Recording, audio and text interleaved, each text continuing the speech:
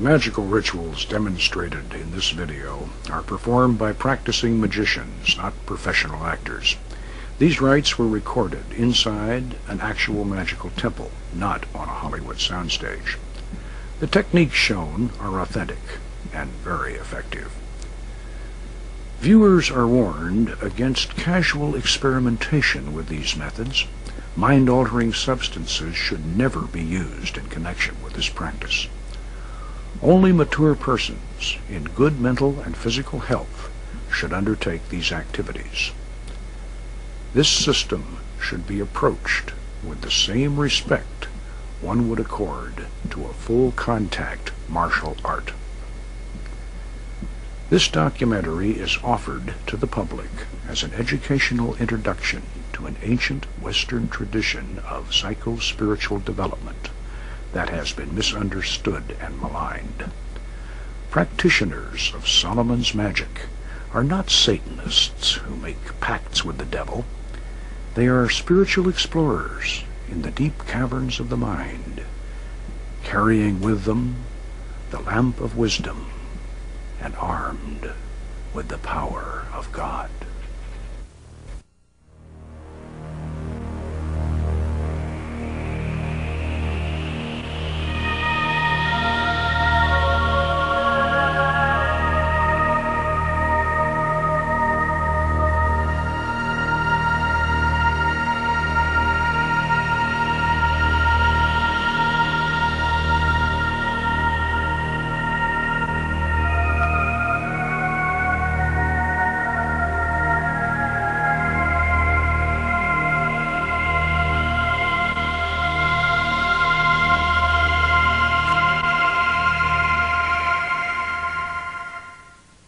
These be the 72 mighty kings and princes which King Solomon commanded into a vessel of brass, together with their legions. And it is to be noted that Solomon did this because of their pride. And when he had thus bound them up and sealed the vessel, he, by divine power, did hurl them into the depths of a lake in Babylon.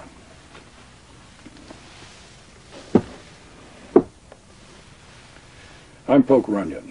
I'm a cultural anthropologist and a ceremonial magician. For the past 25 years, I've been studying and practicing our own culture's unique and powerful form of shamanism, while other anthropologists have completely ignored it. I've been fortunate enough to rediscover and reconstruct the actual techniques of ancient Western ceremonial magic. In this video documentary, we're going to take you along on an expedition to a strange world, in many ways more mysterious than the upper reaches of the Amazon, but a lot closer to home. For the very first time, we're going to show you the actual methods by which wizards and warlocks of olden times invoked holy angels and evoked lesser spirits to visible appearance and even had conversations with them. What you're going to see is real. These techniques are just as effective today as they were 1,000 years ago. These methods have nothing to do with mind-altering drugs, and you don't even need any special psychic talent. These are the secrets of a lost art that anyone with imagination and determination can master.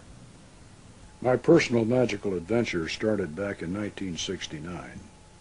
At that time, I was a reclusive bachelor eking out a living writing pulp fiction for paperbacks and men's magazines. After years of pounding a typewriter while chain smoking and constantly drinking coffee, my chronic indigestion finally turned into gut-wrenching stomach pains. The condition was misdiagnosed as an ulcer. Now, at that time, ulcers were thought to be psychosomatic, so being a macho former Green Beret, I wasn't about to become Casper and have to eat milquetoast. No sissy neurotic disease like an ulcer was going to change my lifestyle. So I set out to heal myself through mastering self-hypnosis. In desperation, I learned the art quickly and was able to suppress the pain. But then it would come back, and it would be even worse. and I took myself about as deep into trance as anyone has ever gone, but I could not heal that ulcer, because, as the doctors finally discovered when I was almost dead, I was carrying within me a gallbladder that had turned to solid rock. In the latter stages of my illness, I was in a state that I now realize was a toxic psychosis. In my desperate attempt to cure myself, I had gone beyond self-hypnosis into the study of Tibetan tantric yoga, and finally to what was at that time the least known and most forbidden of all the spiritual paths, Western ritual magic. I had been studying books about Western ceremonial magic, and even the old grimoires themselves, the medieval Key of Solomon, and the more notorious Goetia of the Lemegeton, the so-called Lesser Key, which catalogued and described the 72 genii of the Arabian Nights that old King Solomon had imprisoned in a fabulous brass vessel. In my irrational state, I was totally convinced that there was a hidden truth behind this fantastic story. Like Aladdin's wonderful lamp or Ali Baba's open sesame, there was a secret key to calling up those mighty princes of the jinn that Solomon had imprisoned so long ago, and I was determined to find it. I studied the writings of the ancient and modern magicians. They had filled their books with the most detailed instructions on how to build, inscribe, and decorate all the necessary equipment, all the signatures of the spirits, and even the hours during which to summon them. Conjurations and names of power were all set forth, complete and ready to recite. Hear me, and make all spirits subject unto me, so that every spirit of the firmament and of the aether, upon the earth and under the earth, on dry land and in the waters, of whirling air and of rushing fire, and every spell and scourge of God may be obedient unto me. Wonderful, powerful. All you have to do is recite it aloud, and you can feel the hairs start to rise on the back of your neck. But where, how, and in what form are these spirits we're summoning supposed to appear? That one all-important element, how to make the spirit physically appear, was always missing from the old grimoires. Now, I knew that over a dozen ancient and modern writers on magic couldn't be involved in one big, long-standing conspiracy to suppress this final secret, so it seemed obvious that at some time in the past, the key to the magical art had been lost, and the modern writers and experimenters just simply didn't know how it was done. This suspicion turned out to be true.